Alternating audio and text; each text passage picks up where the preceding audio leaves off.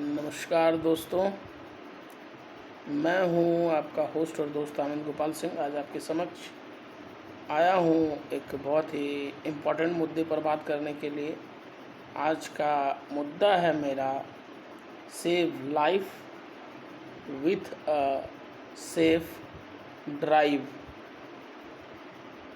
जीवन की रक्षा अच्छे तरीके से गाड़ी चलाते हुए। कुल मिलाकर ये वीडियो इसलिए भी बनाना बहुत ज़रूरी था क्योंकि आज का जो करंट सिनेरियो है, current situation of this whole country, जहाँ पर जितने भी न्यू कमर्स हैं, यंग जनरेशन के यूथ है हमारे देश का, जिसके ऊपर हमारे पूरे देश के हर प्रकार के डेवलपमेंट का भार है, वो यूथ कहीं न कहीं अपने मुख्य उद्देश्य से भटक गई है। तो उनको मुख्य धारा से जोड़ने की ज़रूरत है। और ये होगा कब? जब हम इसके लिए जागरूकता फैलाएंगे। आज कोई भी गार्जियन, कोई भी पेरेंट्स एक बहुत छोटा सा और टुच्चा सा शर्त रखते हैं अपने बच्चों के सामने कि तुम मैट्रिक पास करो तो पल्सर खरीद देंगे, तुम इंटरमीडिएट पास करो तो बुलेट ले देंगे, हायाबूसा ले देंगे, तो केटीएम खरीद देंगे, या और भी बहुत सारे बाइक्स, स्पोर्ट बाइक है ना, हाई स्पीड वाले बाइक्स खरीद देंगे। उसके बाद क्या होता है कि वो बंदा या कोई बच्चा पूरा मेहनत करके और एग्ज़ाम पास करता है, अच्छे नंबर ले आता है। अब चूँकि उसने मेहनत की है तो एक मेहनत का गुण तो उसके अंदर डेवलप हो ही चुका है और अच्छा मार्क्स लाया, अच्छा ग्रेड से पास हुआ। अब उसको ज़रूरत था कि उसके गार्जियन उसको थोड़ा पुशअप करें और आगे का जो एजुकेशन है आफ्टर स्कूल कंप्लीशन, स्कूल की शिक्षा कंप्लीट करने के बाद आगे के एकेडमिक ईयर्स में उसको कुछ बड़ा गोल सेटअप करना चाहिए, उसको अचीव करने की कोशिश करना चाहिए। आईआईटी के फील्ड में जाना चाहिए, एनआईटी के फील्ड में जाना चाहिए, मेडिकल लाइन में जाना चाहिए, लॉ के लाइन में जाना चाहिए, आईएएस आईपीएस बनना चाहिए, एमबीबीएस बनना चाहिए। पर वो चूँकि उसने एक शर्त रखी थी तो वो शर्त उसके दिमाग में घूम रही है। माता पिता को वो बोलेगा कि देखिए मैंने तो अच्छे नंबरों से पास कर ली है अपनी ये परीक्षा, अब आपने जैसा वादा किया था उस मुताबिक मुझे एक अच्छी सी बाइक दिला दो। अब उसके गार्जियन भी जो है पूरी तरह से संतुष्ट कि मेरा बच्चा कमाल कर दिया है, अब इसको जो है बाइक दिलवा देते हैं। उसके बाद बाइक के साथ प्रारंभ होती है उस बच्चे की कॉलेज लाइफ। कॉलेज जाता है बाइक लेकर, नया नया खून उबाल मारता हुआ, और एक नया स्वैग होता है बच्चों में जब वो नए जनरेशन के होते हैं और छोटी उम्र के होते हैं। एनर्जी से भरा हुआ एक युवा उससे विरोध करके, युवा से विरोध करके, एडोलेशंस एज के जितने भी बच्चे हैं, अगर आप उनसे विरोध करके उनसे जीतना चाहेंगे तो मुश्किल है। उनका एक ही तरीका है कि देखिए एक नदी में बाढ़ आई हुई है मान लीजिए, तो उसमें जो प्रवाह, जो धारा, जो करंट होगा, वही करंट यूथ जनरेशन के ब्लड में भी होती है। उनको अब ज़बरदस्ती बैरियर लगा के नहीं रोक सकते हैं। उस युवा के एनर्जी को सकारात्मक राह पर लगाकर ही उसका कुछ उपाय किया जा सकता है। जैसे एटम है, तो एटम्स जो होते हैं उसमें सारे मॉलिक्यूल्स आपस में इंटरकनेक्टेड होते हैं, इंटरजॉइंट्स होते हैं, और उसी एटम से जो है वो बिजली बना दी जाती है, या बाकी दूसरे उस एनर्जी को किसी दूसरे रूप में परिवर्तित करके और उससे हम इस्तेमाल कर लेते हैं। तो यहाँ भी युवा हैं, उनको मैं एटम बोलता हूँ, और उस एटम में जितने मॉलिक्यूल हैं उनके बॉडी में, माइंड में एक एनर्जी है, हाई लेवल की एनर्जी। उस एनर्जी को सही रास्ते पर लगाने की आवश्यकता है। और ये कर कौन सकेगा? ये कर सकेंगे उस बच्चे के माता पिता, जिन्होंने उनको जन्म दिया, लालन पालन किया, एक एक पल डे 1 से लेकर 20 साल तक किया, 18 साल तक किया। तो उनके हर सक्सेस, हर फेल्योर्स के बारे में वो जानते हैं। कैसे कैसे उनके मन में परिवर्तन हुआ, ये भी उनके गार्जियन जानते हैं। कब किसी एक पार्टिकुलर व्यक्ति का बच्चा, लड़का हो या लड़की हो, कब बुराई के रास्ते पर कदम रख दिया धीरे धीरे करके। पहले तो ऐसा नहीं था, बहुत अच्छा था, अचानक से उसमें ऐसे परिवर्तन क्यों आए? ऐसा कौन सी बातें, कौन से फैक्टर्स रहे जो उसके लाइफ में इस तरह के अनएक्सपेक्टेड चेंजेस के लिए उत्तरदायी हैं? तो ये वही पता लगा सकते हैं। इसमें मैं या आप सब या कोई बड़े से बड़े विद्वान, धर्म गुरु या मोटिवेशनल स्पीकर या साइकेट्रिस्ट या कोई भी डॉक्टर, विद्वान, IAS IPS इसमें कुछ नहीं कर सकते, क्योंकि उन्होंने स्टडी नहीं की है आपके बच्चे की लाइफ को। आपके बच्चे के लाइफ के साथ पास्ट टाइम में, पास्ट मोमेंट में किस तरह के बदलाव आए हैं, क्या क्या घटनाएं घटी हैं, क्या इंसिडेंट हुए हैं, यह आप जानते हैं।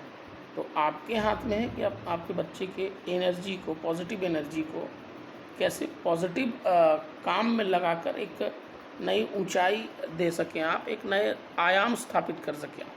आपके हाथ में है पूरी तरह से, कंप्लीटली। इसमें कुछ बात क्या है, आज बात करूँगा save life with a safe drive. आज के बच्चे क्या होते हैं कि बाल कटवाते हैं वरुण धवन की तरह, सिद्धार्थ मल्होत्रा की तरह और आयुष्मान खुराना की तरह, और बाकी ऐसे सैलून वाले लोग भी हैं अभी बहुत सारे, क्या जावेद हबीब और बहुत सारे फेमस सैलून वाले।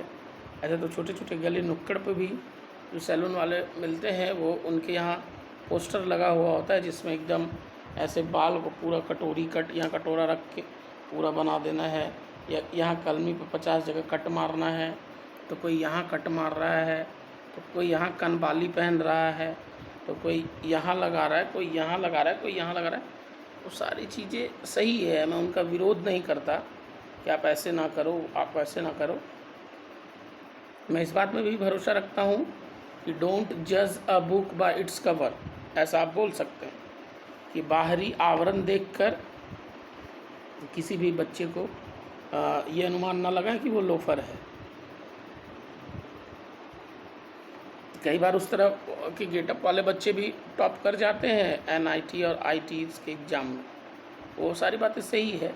आप बाहर से देखने में लोफर दिख रहे हैं, इसका ये अर्थ कतई नहीं है कि आप लोफर हैं। आप बहुत अच्छे भी हो सकते हैं, बहुत काबिल हो सकते हैं, पर यहाँ पर आपकी काबिलियत की बात नहीं की जा रही। यहाँ आपको बस ये बताने की कोशिश की जा रही है कि सेफ़ ड्राइविंग कैसे करें, सेफ़ ड्राइविंग क्यों करें, आखिर ये मैंडेटरी क्यों है। ये मैंडेटरी इसलिए है, आपको सेफली ड्राइव इसलिए करना है सुरक्षित तरीके से, क्योंकि ये जो आपको जीवन मिला है ये केवल एक बार मिला है मेरे दोस्त, मेरे भाई, मेरे बंधु।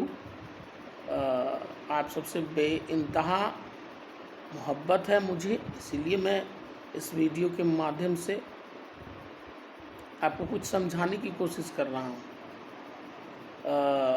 आपने जन्म लिया है जिस भी कुल में, जिस भी घर में, जिस घराने में, अगर आपके माता पिता का आपके प्रति कुछ उत्तरदायित्व है, रिस्पॉन्सिबिलिटीज़ है कि वो आपका लालन पालन अच्छे से करें, आप में अच्छे संस्कार डालें, आपको किसी प्रकार की कोई कमी ना होने दें, इधर आपकी शिक्षा से रिलेटेड या आपके लालन पालन, भोजन, कपड़ा, मकान, इन आपकी जो भी ज़रूरी बेसिक नेसेसिटीज़ ऑफ लाइफ है उनका इंतजाम, उन सारी चीज़ों के इंतजामात करने की जिम्मेवारी आपके पेरेंट्स पर है।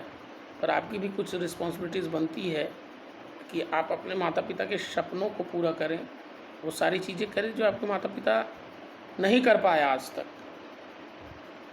तो in order to complete all such type of basic requirements and all type of responsibilities, you need to focus on the positivity of your character only. Just don't try to show off that to be a loafer in order to maintain the equality with the society, that all people are showing the same attitude, same gratitude with everybody. That's why I am also pressurized in some manner that I need to show the same type of loafer attitude with everybody. I think this is not good by any type of means for anybody. कहने का अर्थ ये है कि ज़रूरी नहीं कि बाकी सारे लोग लोफर टाइप के जूते पहन रहे तो आप भी वही करें। ज़रूरी नहीं कि बाकी सारे लोग जीन्स 50 जगह से कटे हुए पहन रहे तो आप भी वही पहने। देखिए, जेंटलमैन का जो एक कैरेक्टर होता है और उसकी जो पर्सनालिटी होती है, किसी भी जेंटलमैन की जो पर्सनालिटी होती है, उस पर्सनालिटी के सामने कोई भी दूसरा टाइप का लोफर का पर्सनालिटी कहीं आएगा ही नहीं। एक राजा भोज है और एक गंगू तेली। राजा भोज कौन है?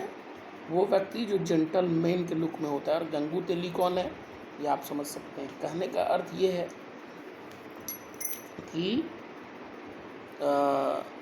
ये बात सही है कि डोंट जज a book by its cover, सारी बातें सही है, पर अभी के टाइम में अगर आप वास्तव में एजुकेटेड हैं, अगर आप वास्तव में शिक्षित हैं, तो वो आपके किरदार में झलकना चाहिए, वो आपके ओवरऑल पर्सनालिटीज़ में झलकना चाहिए, है ना। इससे आप कहने का अर्थ ये है कि जिस टाइप के ओकेज़न में आप जा रहे हैं, मान लिया कि कोई सेमिनार अटेंड करने जा रहे हैं, तो उसके लिए एक ड्रेस कोड होता है। उसी ड्रेस कोड में आप जाएंगे तो ज़्यादा भले मानुस नज़र आएंगे। अब क्या है कि एक कॉमन ड्रेस कोड है, लड़का इस तरह का कपड़ा पहनेगा। अब आप बोलेंगे कि नहीं, डोंट जज a book by its cover, sari पहन के चले जाएंगे आप लड़का होते हुए फेयरवेल में, कि नहीं, मैं वो सारी चीज़ें नहीं मानता, मैं लिमिटेशंस पे नहीं चलता, मैं उन आदर्शों पे नहीं चलता, मैं अपने खुद के आदर्श स्थापित करना चाहता हूँ। मैं भी शिक्षित हूँ, मुझे पूरा अधिकार है संविधान में अपनी बात रखने का, जीवन मेरा है, मुझे अपने तरीके से जीने का पूरा अधिकार है। तो इसका मतलब ये नहीं कि आप सेमिनार या वेबिनार या फेयरवेल या स्कूल कॉलेज की कोई फंक्शन में आप लड़का हैं तो साड़ी पहन के चले जाएं, ये तो ऑकवर्ड लगेगा ना दोस्त। उसी टाइप से जो दुनिया का तौर तरीका है, उसी तौर से आपको बोलना भी पड़ेगा, उसी तौर तरीके से आपको जीवन भी जीना पड़ेगा, ताकि आप ऑकवर्ड ना लगो।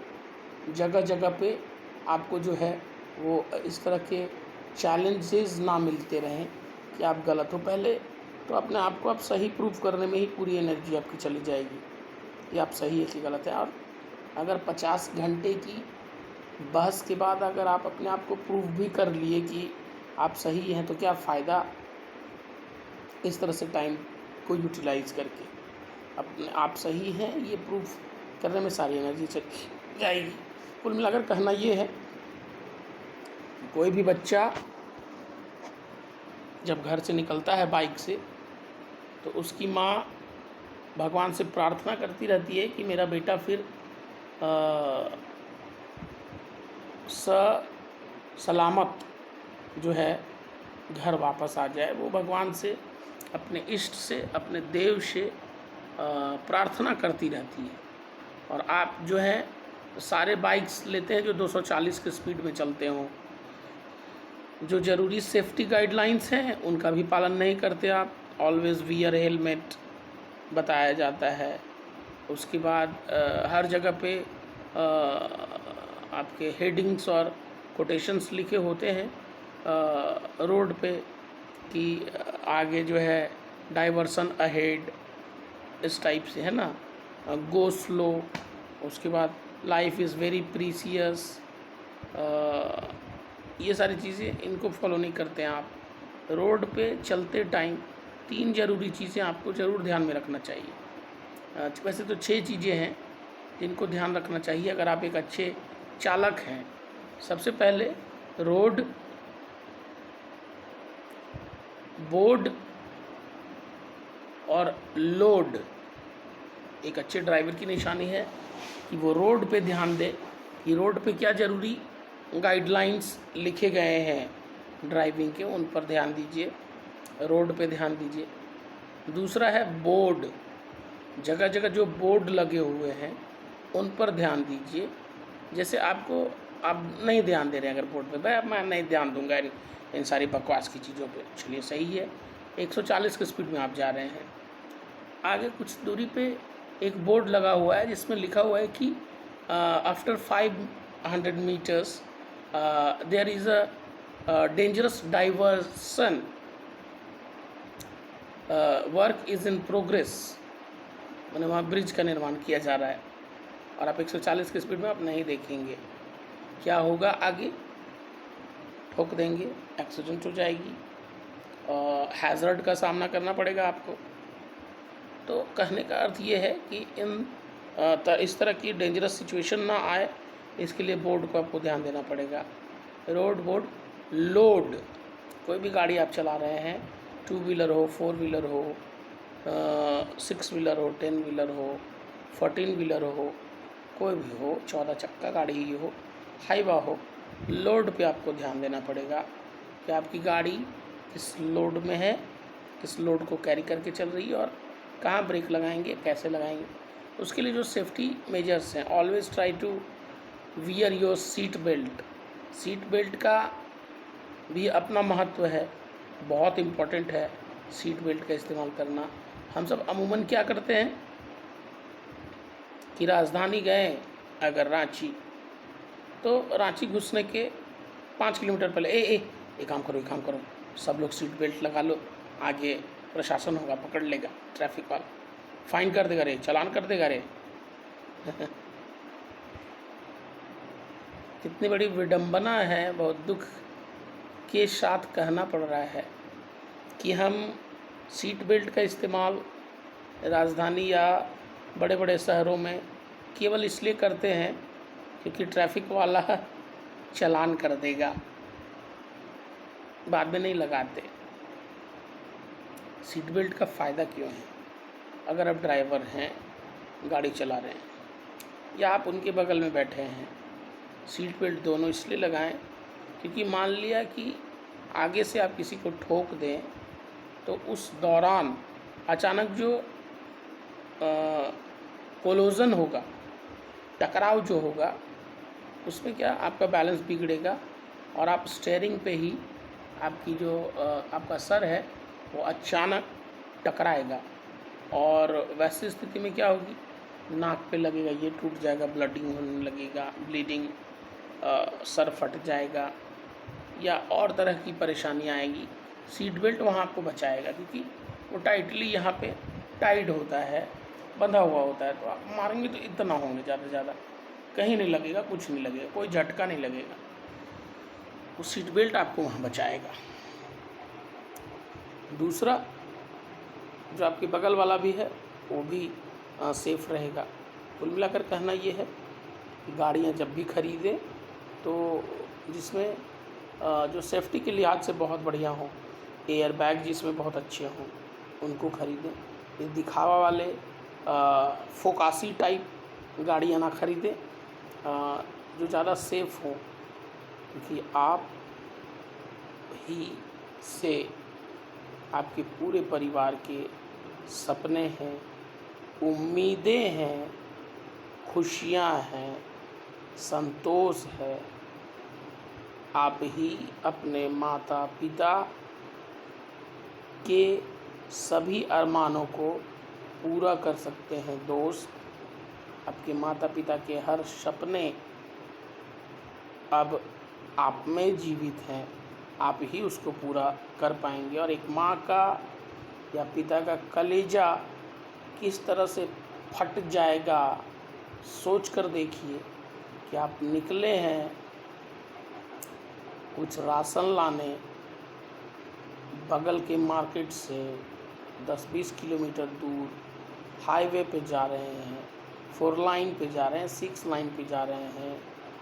अचानक सेफ्टी मेजर्स का इस्तेमाल आपने नहीं किया, गाड़ी गधा जैसा चलाया और बाद में आधे घंटे बाद, 2 घंटे बाद या 4 घंटे बाद आपकी बॉडी सफ़ेद कपड़े में लिपटी हुई आई, आपका शरीर को 50 जगह से चीरा फाड़ा गया है, पोस्टमार्टम वाला शरीर अचानक जब आपकी माँ के आँख के सामने आएगा, माँ तो ये आस लगाए बैठी है कि कब आएगा मेरा बेटा राशन लेकर, कब आएगा मेरा बेटा सब्जी लेकर, बनाएंगे पूरे परिवार के साथ मिल बैठकर खाएंगे।